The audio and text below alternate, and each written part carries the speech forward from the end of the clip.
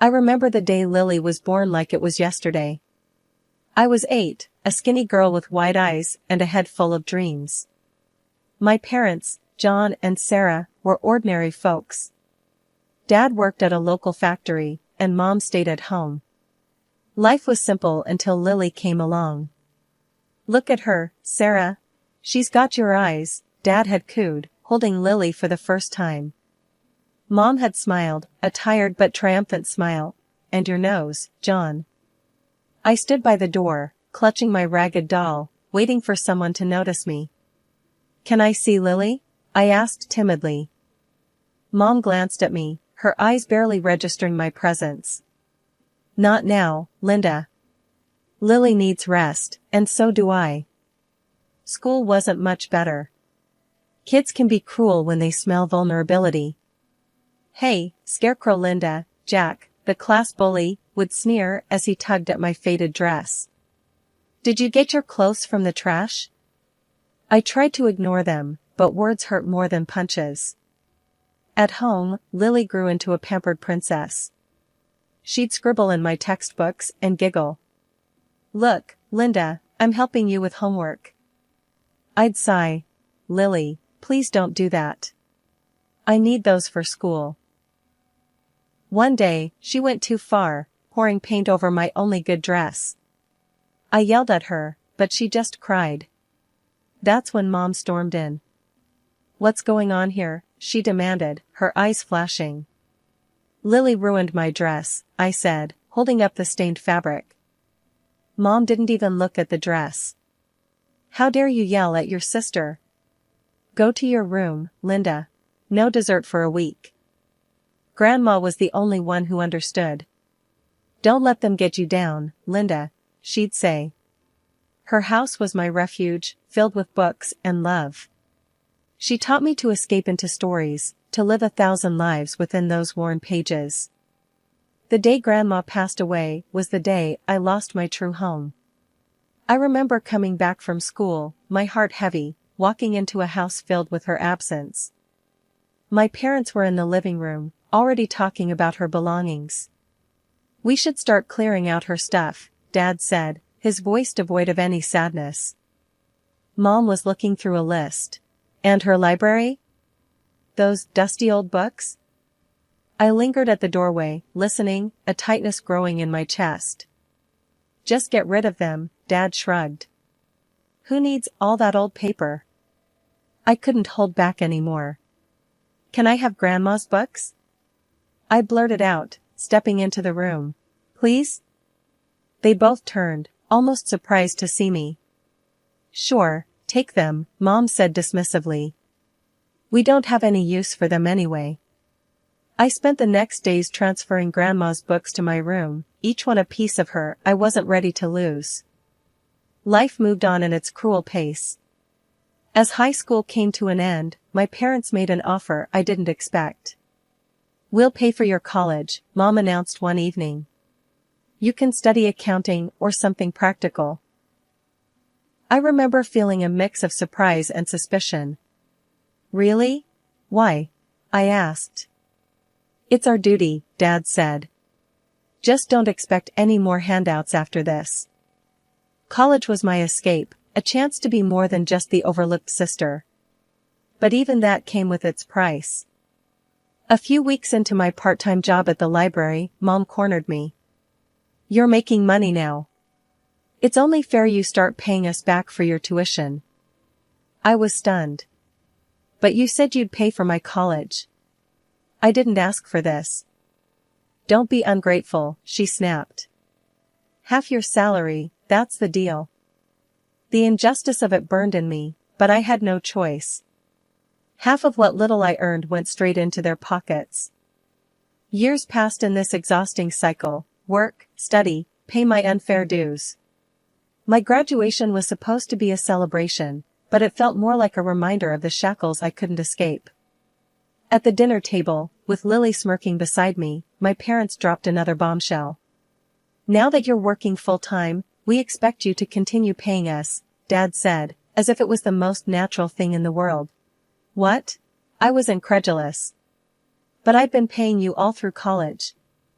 When does this end? It ends when we say it does, Mom said coldly. You owe us, Linda. I felt a mixture of anger and helplessness. This isn't fair, I protested. Life isn't fair, Dad retorted. You live under our roof. You follow our rules. And just like that, my dreams of independence, of a life where I could be my own person, were crushed under the weight of their greed and entitlement. In my room that night, surrounded by Grandma's books, I realized the stark contrast between the warmth and love they represented and the cold, calculating nature of my own family. These books were my only legacy, the only thing that connected me to a sense of belonging, of being understood. Life after college became a monotonous cycle of work and fatigue. Every payday, the same scene would unfold at home. Linda, have you got your paycheck yet? Mom would ask, her hand already outstretched, the moment I stepped through the door. I'd hand over half of my earnings without a word. It had become a routine, a bitter pill I swallowed each month. One evening, I mustered the courage to confront them. Mom, Dad, I've been thinking, I began hesitantly. Maybe I can start keeping a bit more of my salary. I need to save up, maybe for a place of my own. Mom's expression hardened. Your own place? Don't be ridiculous. You owe us, Linda. We paid for your education. But I've been paying back. Isn't that enough? I protested, feeling a surge of frustration. Enough? You think a few $1,000s cover your debt to us? Dad's voice rose. We raised you, fed you, clothed you. You owe us for a lifetime. I felt my heart sink. But I never asked for any of this. I just wanted to go to college. And who do you think paid for that? You think that was free? Mom snapped. No, Linda, you'll continue paying us, just as you have been. The unfairness of it all was suffocating. I had hoped, foolishly, that they might see reason, but their entitlement knew no bounds. Lily, ever the favored child, never missed a chance to taunt me. Look at our little accountant, can't even afford a new dress. She'd sneer, flaunting the latest gadget or outfit they'd bought her. I remember one particularly hard day at work. I had stayed late, trying to finish a complex report. Exhausted, I reached home to find my family had ordered takeout, my favorite Thai food. For a moment, my spirits lifted. Is there any left for me? I asked, hopeful. Mom shrugged. You should have been here earlier. Besides, you can buy your own food with your big salary. I retreated to my room, too tired to argue. Dinner that night was a stale sandwich and a cup of tea. Alone in my room, surrounded by the comforting presence of my grandmother's books, I felt the full weight of the life I was trapped in. I longed for more, for freedom, for a chance to live for myself. But every attempt to break free was met with guilt trips and reminders of a debt that I was beginning to realize might not even be mine. My life at home had become a ceaseless routine of work and servitude. Each day, I'd return from my job as an accountant, mentally drained, only to be greeted by the chaos of my family's demands. One evening, I came home to find the living room in a mess. Dad was lounging on the sofa, watching TV, while Lily was sprawled on the floor, surrounded by a pile of clothes. Linda, you're back. Finally, Dad said without looking away from the screen. Clean up this mess, will you? And start dinner. We're hungry. But I've just got back from work, I protested weakly, my shoulders slumping. Work? You call sitting in an office all day work? Lily scoffed, not bothering to lift her gaze from her phone. Try doing something useful for a change. Their words stung, but I was too tired to argue. Silently, I began picking up the clothes, my mind heavy with resentment. As I cooked dinner, the familiar sense of injustice gnawed at me. I was more than just their housekeeper, more than their source of income. But in their eyes, I was nothing more than an extension of their will, a means to an end. The next morning, I was met with another list of demands. Linda, take Lily shopping today. She needs new clothes, Mom instructed as I was about to leave for work. But I have a busy day at the office, I said, my voice strained with frustration. Oh, what's more important? Your job or your family? Mom retorted, her tone sharp. The irony of her words wasn't lost on me. My job was important only when it benefited them. Reluctantly, I agreed to take Lily shopping after work, sacrificing the little personal time I had left. At the mall, Lily flitted from store to store, her excitement in stark contrast to my growing despair. Isn't this dress cute, Linda? She gushed, holding up an expensive designer dress. Buy it for me. You owe us, after all. I looked at the price tag and felt a pang in my chest. Lily, this is too much. I can't afford this. Can't afford it? But you're the big earner in the family, she taunted, her voice dripping with sarcasm. Stop being so stingy. I bought the dress, my heart heavy with the knowledge that this was just another link in the chain that bound me to them. That night, as I lay in bed, I realized that my life had become a cycle of giving my time, my money, my energy, with nothing in return. I was trapped in a life of servitude, catering to the whims of a family that saw me as nothing more than a resource to be exploited. The day of my 30th birthday dawned just like any other day. I woke up early, hoping maybe, just maybe, this day would be different. That my family would remember and we'd have a small celebration, a moment of happiness. I walked into the kitchen where Mom, Dad, and Lily were already having breakfast. Good morning, I said softly. Dad glanced up. Morning. Make sure you're not late for work. I waited, hoping for more, but there was just silence. My heart sank. They had forgotten. It was just another day for them. I tried to hide my disappointment as I prepared my breakfast. The clock ticked away, each second a reminder of how little they cared. As I was about to leave for work, I mustered up the courage to remind them. You know, today is my birthday, I said, my voice barely a whisper. Mom looked up, a flicker of surprise crossing her face before it vanished. Oh, is it? Well, happy birthday. Don't expect us to throw a party. Lily snickered. Yeah, happy birthday, Linda. Maybe you can treat yourself to something nice with your big paycheck. Their words stung like 1,000 needles. I left the house, holding back tears, feeling more alone than ever. The day at work was long and tiring. When I returned home, I hoped maybe they'd have a change of heart. But the house was just as I'd left it. I found Mom, Dad, and Lily in the living room, ordering food from a fancy restaurant over the phone. My hopes dissipated like mist. Are we expecting guests? I asked, a glimmer of hope reigniting.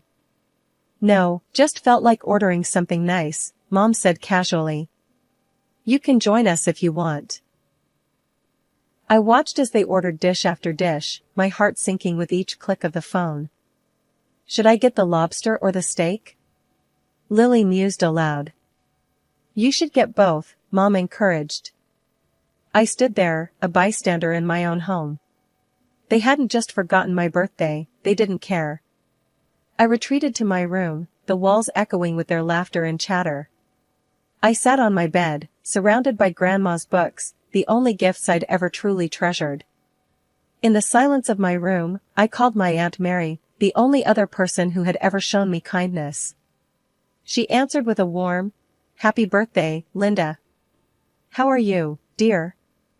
Her words, so simple yet so full of warmth, brought tears to my eyes.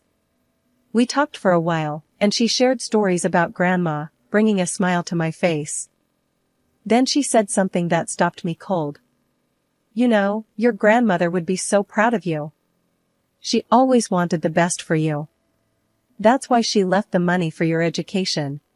I was confused. What money, Aunt Mary? The money she saved up for your college. Didn't your parents tell you?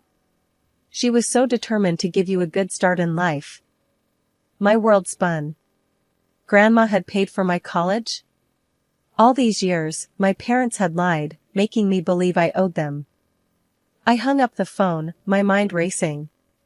The truth was a key, unlocking the chains I'd been bound with for so long.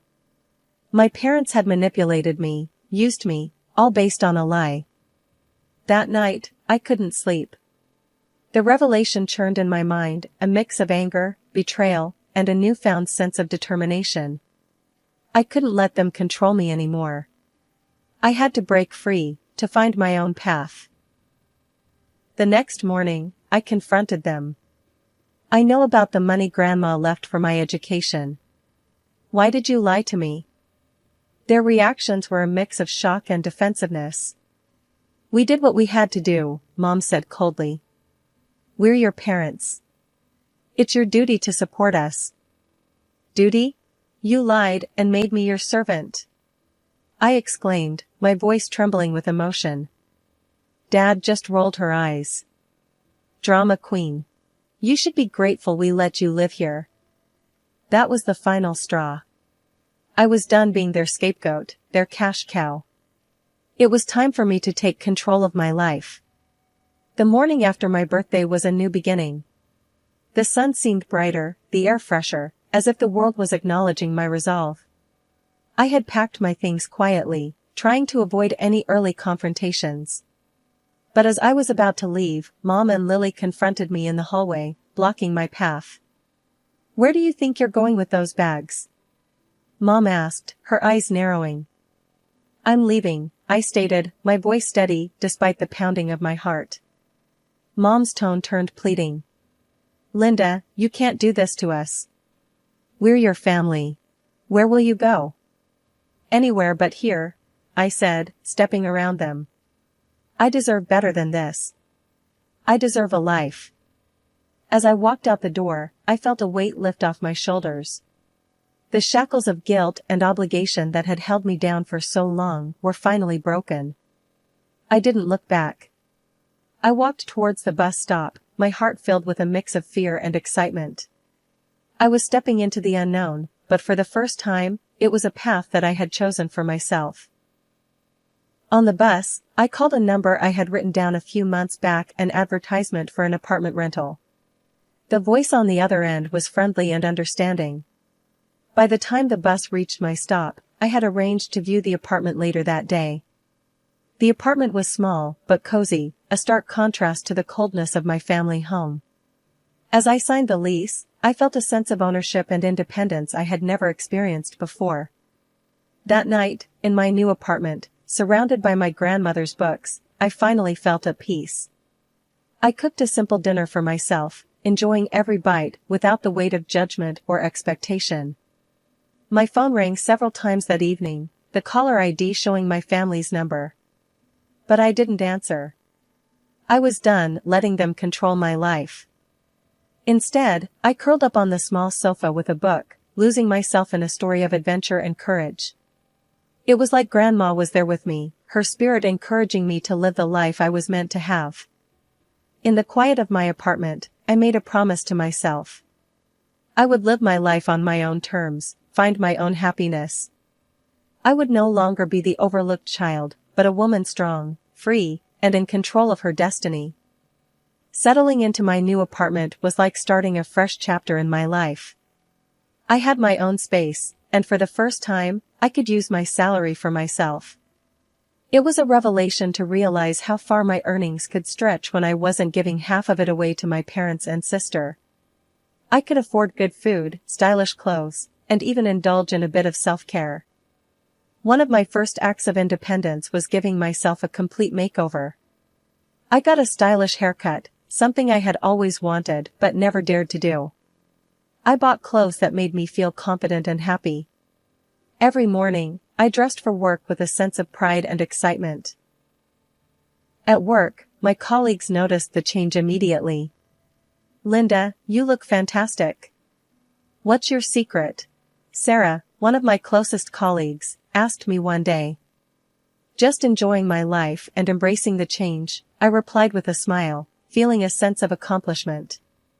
But the most important thing I did after moving out was to take my grandmother's books with me. Those books were more than just literature, they were a connection to the happiest part of my childhood and a reminder of my grandmother's love. Every evening, after returning from work, I would make myself a cup of tea and curl up with a book from Grandma's collection. It was my way of keeping her memory alive and cherishing the love for reading she had instilled in me. Life in my new apartment was peaceful and fulfilling. I relished in the small joys, like cooking my favorite meals, decorating my space, and losing myself in a good book. The sense of freedom was exhilarating. One afternoon, as I was arranging my books on a new shelf, I came across an old photo of my grandmother tucked inside a novel. Tears welled up in my eyes as I held it. I knew she would have been proud of me for finding my own way. I placed the photo on my nightstand, a nightly reminder of where I came from and the strength I carried within me. My grandmother's enduring love and the lessons she taught me were my guiding light. As days turned into weeks, I found myself evolving. I was no longer the overlooked, burdened daughter and sister. I was Linda, an independent woman who had taken control of her life. I had a job that I enjoyed, a cozy home filled with memories, and the freedom to be myself. Life was no longer about surviving, it was about living, thriving, and finding joy in the little things. My transformation was not just external, it was a deep, internal change that had reshaped my view of the world and myself. Every morning, as I looked at myself in the mirror, I saw a confident, happy woman staring back at me. I was finally at peace, living a life that was truly my own. I had been living in my new apartment for a month when my phone rang one evening. The caller ID flashed my parents' number, a sight that now stirred a mix of emotions. Bracing myself, I answered. "Linda, this is ridiculous. You need to come back home. We can't manage without the money you were giving us." Mom's voice was both pleading and demanding. "I'm sorry you're finding things tough, but I've moved on. Maybe it's time you both looked for jobs," I suggested, trying to keep my voice calm. "How dare you talk to us like that? After all we've done for you?" My dad's voice boomed through the speaker. "I've done my part for years. It's time for you to take responsibility for your own lives," I replied firmly. Their response was a barrage of insults and accusations, but I held my ground. "I'm not responsible for your financial problems," I repeated before ending the call. A few days later, there was a knock at my door. Opening it, I found my sister Lily standing there, her expression one of expectancy. "Linda, I need money for a new gadget. Just transfer it to me like before," she said, as if nothing had changed. I couldn't help but laugh at the absurdity. "Lily, I'm not your personal bank anymore. You should try earning your own money." Her reaction was immediate and intense. She began screaming at me, hurling insults and accusations. "You owe us. You're just a selfish, heartless monster." Her screams were so loud that they attracted the attention of my neighbors. Concerned, one of them called the police. Soon, 2 officers were at my door, questioning us about the commotion. After explaining the situation, the officers escorted Lily out, who continued her tirade even as she was led away. I blocked my family's numbers on my phone after that. I was done being their scapegoat and ATM. The next few weeks brought whispers of my family's worsening situation. Mutual acquaintances shared stories of their mounting debts and desperate attempts to find money. My parents, who had never worked a day since I started earning, were now doing odd jobs. Lily, too, found herself in a situation she had never imagined. The sister who once mocked me for my old clothes was now selling her designer outfits and expensive gadgets just to make ends meet. Despite a fleeting sense of pity, I reminded myself of their years of neglect and exploitation. They had chosen this path, and it was their responsibility to navigate it. In my world, life was blossoming. My job was going well, and I was enjoying my newfound freedom and independence.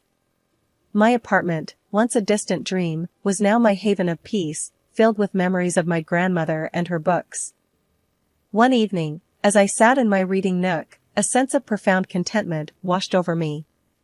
The once overlooked and undervalued daughter had transformed into an independent woman. I had broken free from the chains of familial manipulation and emerged stronger.